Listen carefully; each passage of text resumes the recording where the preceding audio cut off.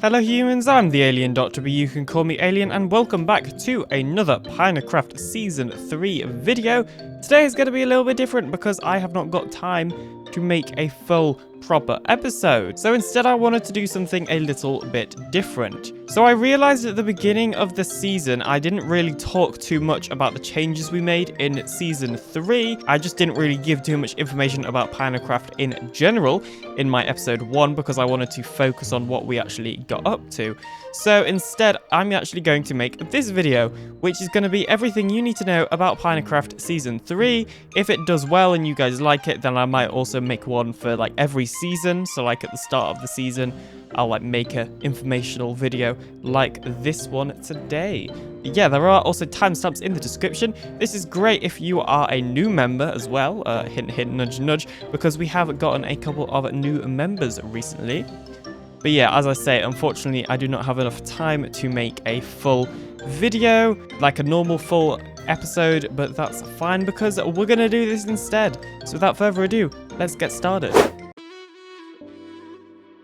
So first of all, what actually is PinaCraft? Well, PinaCraft is a server owned by PinaCraft, and Season 1 started just a couple of years ago now. And yes, I actually use the word server because unlike a lot of other Bedrock Edition servers like PinaCraft and also previous seasons of PinaCraft, Season 3 and hopefully all the other future seasons are actually running on a server instead of on a realm. So for those of you interested, it's running on a Windows VPS with the vanilla BDS server software, along with Foxy Hotel's MCBE Play software for automatic restarts and backups. The server specs include 3 V-cores with a base speed of 4 GHz and 6 GB of RAM. It's hosted by Wither Hosting, who I have an affiliate link for in the description, as they also host my website and UFO SMP. The server runs with some quality of life add-ons. So the add-ons include a resource pack to change golden apples to pineapples, Redstone Chicken's player head drops, Structure by Mad Hatter, which is often used for community building projects. We also have Bedrock Tweaks, which has a couple of crafting tweaks as well as the AFK display and mini blocks. We also intend to get mob heads from Bedrock Tweaks once they come out. We also use Foxy Hotel's One Player Sleep, Armor Stand Plus, Marcus Pack, and Camera add-on for the fancy camera movements you see in some of my time lapses and other time lapses that other people have made as well. And you can find links to these on the PinaCraft website, PinaCraft.com. So now let's talk about arguably the most important thing about an SMP, the members. At the time of the recording, PinaCraft has 18 members, with 2 more joining soon, bringing the total number up to 20. Bear in mind, this is pre-recorded by like a week, so they've probably already joined by now, so welcome to the server. Sorry, I can't be there to welcome you, I'm kind of busy this week. But you can view all of the current members on PinaCraft.com, as well as their social links and a short bio about each one. One thing to point out about the members list is not everybody is a content creator, which means both the audience watching the content creators and also the players themselves don't actually know everything that's happening on the server, allowing for less spoilers and more genuine reactions for things like pranks and lore and that sort of thing. I always find really interesting, and was actually a major reason why I chose to join PinaCraft. So let's actually talk about some of the specific information for Season 3 and the world itself. So the seed for Season 3 will be on screen now because it's kind of too long to say. It's of course in 1.18. The server started in 1.18 on December the 11th. This season we're aiming for a much more smaller community-based map than previous seasons. Because of this, members have been encouraged to dual base, although I think right now it's only me and PinaCraft dual basing, which is also fine. Because of this smaller idea, the map is much smaller than previous seasons, with there being a world border at 3,000 to minus 3,000 blocks, and about every month chunks outside the border get reset, so we can collect resources from there, just not do any builds there.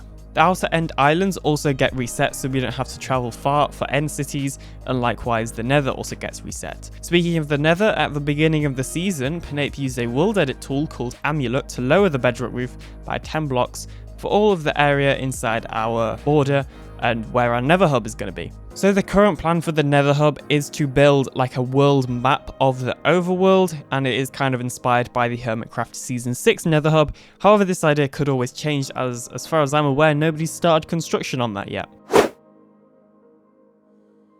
So in terms of lore for the server, I am and have been continuing on with my own storyline that I begin in AlienCraft Season 2 before I even joined PinaCraft, and the lore will still both be featured in PinaCraft Season 3 and AlienCraft Season 2, and you'll see how they linked very soon, so there's a little spoiler for you.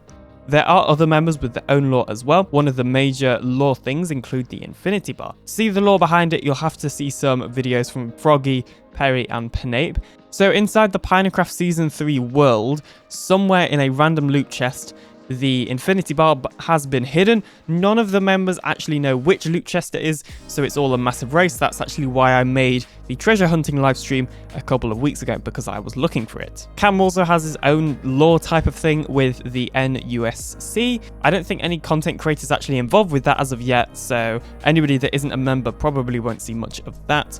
Froggy also has lore to do with his horse Marty and how it came back from Season 2. So the server is inspired by Hermitcraft, so the way that it is ran is somewhat similar to how Hermitcraft is ran, obviously with the knowledge we have about how Hermitcraft is ran. Like for example, we use a similar voting system for voting in new members. As well as that, the sort of hierarchy, I guess you could say, is quite like a flat structure. There are only really 2 admins, Penape and myself, with Penape doing most of the admin-y stuff and me more doing the behind the scenes server stuff. Of course, the server is also fully survival, so me and Penape are opt for admin purposes so that we can fix stuff like the add-ons and whatnot, but we obviously don't use cheats, like we don't use creative or anything like that. Everything is actually done in survival. Of course, if you have any questions, do ask them in the comment section below. You can also join Penape's Discord, which will be linked in the description down below as well. We actually have a Q&A channel there for the PinaCraft members to answer questions about PinaCraft if you are interested or do have any questions about it. At the time of recording, applications are closed because we have a pretty good amount of active members.